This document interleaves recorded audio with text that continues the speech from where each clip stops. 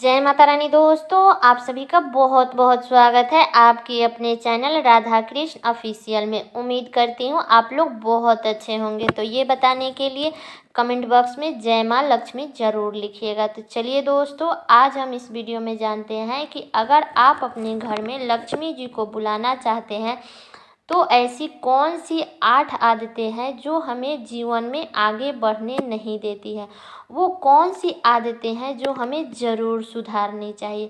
तो सभी माताएं बहनें ध्यान से सुनेंगी। जिसके जीवन में ऐसा होता होगा वो ज़रूर सुधारेंगे, तो वो आगे ज़रूर बढ़ेंगे। तो चलिए वीडियो को शुरू करती हूँ। तो सबसे पहला, जो स्त्री हो या पुरुष हो, घर के आए मेहमानों का अपमान करते हैं, गलत व्यवहार करते हैं, घर में आए हुए अतिथि का सम्मान नहीं करते हैं, तो उसके घर में लक्ष्मी कभी नहीं टिकती है, सदैव गरीबी बनी रहती है। तो अगर आप अपने घर से रिश्तेदार जो आए हैं उनका सम्मान करते हैं, कभी भी आप अपने रिश्तेदार का अपमान नहीं करते हैं, तो भगवान बहुत ही प्रसन्न होते हैं।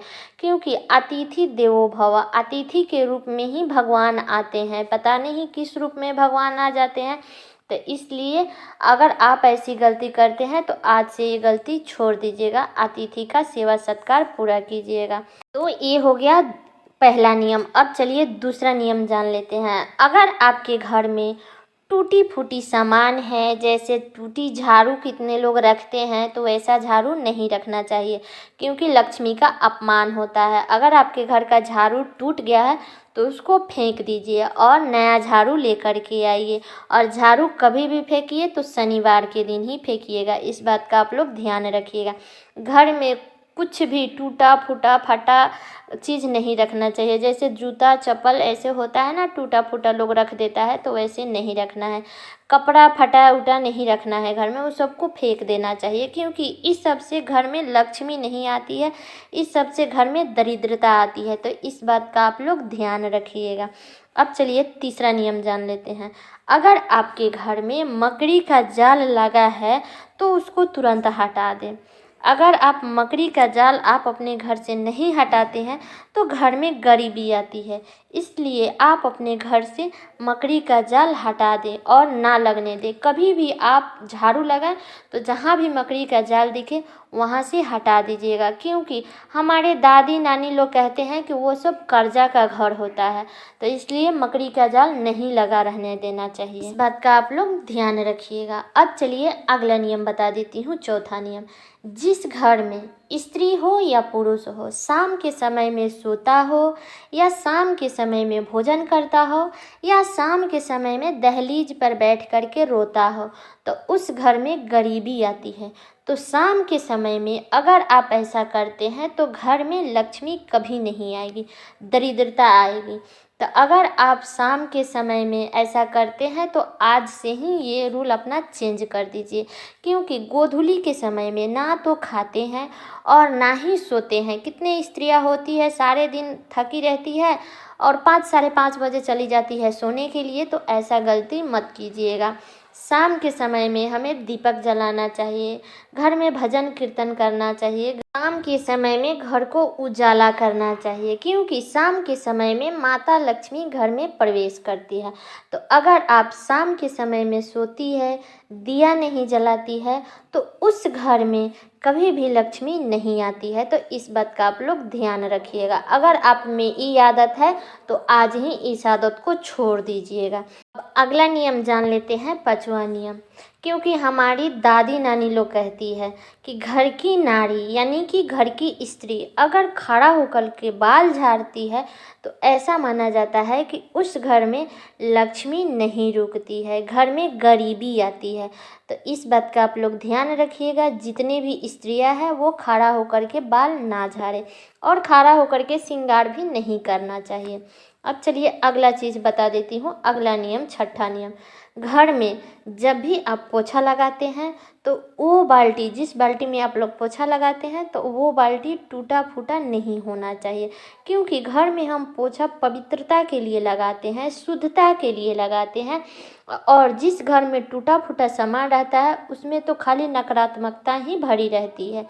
तो इस बात का ध्यान रखें कि जिस बाल्टी में आप पोछा लगा रहे हैं उसमें वो बाल्टी टूटा फूटा नहीं होना चाहिए। अब चलिए अगला 7वां नियम बता देते हैं।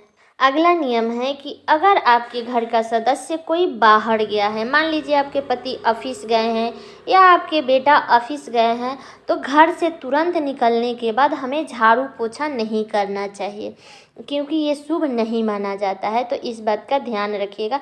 जितने देर में वो लोग ऑफिस पहुंच जाते हैं, आप एक बार फ़ोन करके पता कर लीजिए। अगर वो लोग पहुंच गए हैं, फिर आप अपने घर में झाड़ू पोछा कर लीजिएगा। तो इस बात का आप लोग ध्यान रखिएगा। अगला चीज़ बता देती हूँ कि पोछा कभी भी या झाड़ू कभी भी दिन में नहीं लगाना चाहिए, ब्रह्म मुहूर्त में लगाएं। अगर पोछा आप ब्रह्म मुहूर्त में नहीं लगा पाते हैं 5 बजे तक, तो कोई बात नहीं, आप झाड़ू लगा लीजिए, क्योंकि सूर्योदय से पहले हमें अपने घर में झाड़ू लगा लेना चाहिए। बहुत लोग ऐसे होते हैं जो 8 बजे तक सोए रहते हैं, 7 बजे तक सोए रहते हैं, घर में झाड़ू नहीं पड़ता है। तो ऐसी गलती हमें नहीं करना है। ऐसा अगर आप लोग करते हैं तो इस आदत को आप लोग आज ही छोड़ दीजिएगा। पोछा भले ही 8 बजे लगाएं, लेकिन झाड़ू नियम बना लीजिए कि हमें 5, साढ़े 5, लास्ट 6 बजे तक सूर्योदय से पहले हमें झाड़ू लगा लेना है। तो इस बात का आप लोग ध्यान रखिएगा। मान लीजिए आपके घर में मेड भी आती है करने के लिए झाड़ू पोछा, फिर भी आप थोड़ा थोड़ा विधि कर लीजिएगा। झाड़ू लगा करके कूड़ा बाहर की तरफ निकाल दीजिएगा। तो ये लक्ष्मी का प्रतीक होता है, क्योंकि सुबह और शाम जो समय होता है वो लक्ष्मी का समय होता है, और जो दोपहर में ये सब काम करते हैं वो सब दरिद्रता का टाइम होता है। तो इसलिए हमें झाड़ू पोछा जब भी करना चाहिए तो सुबह में करना चाहिए। और एक नियम और बना लीजिए कि कभी भी झाड़ू और पोछा गोधूली के टाइम में मत कीजिएगा, और ना ही रात में करना चाहिए, क्योंकि लक्ष्मी नाराज होती है, दरिद्रता का वास होता है। तो घर में कितना भी बच्चा सब कूड़ा कचरा फैलाया है, लेकिन किरण डूब जाने के बाद हमें झाड़ू नहीं लगाना है और ना ही पोछा लगाना है। कितने लोग हैं कि रात में ही पोछा लगा लेते हैं किचन में कि सुबह में बच्चे को स्कूल जाना है। देखिए, आप सुबह में थोड़ा सा जल्दी उठ जाइए, लेकिन रात में पोछा मत लगाइएगा। और ना ही घर का कचरा जो भी आप लोग रखे हैं वो रात में गोधूली के टाइम में बाहर मत फेंकिएगा, क्योंकि ये अच्छा नहीं माना जाता है। ऐसा माना जाता है कि लक्ष्मी हमारे घर से बाहर चली जाती है, तो रात में हमें कचरा भी नहीं फेंकना चाहिए। तो इस बात का आप लोग ध्यान रखिएगा।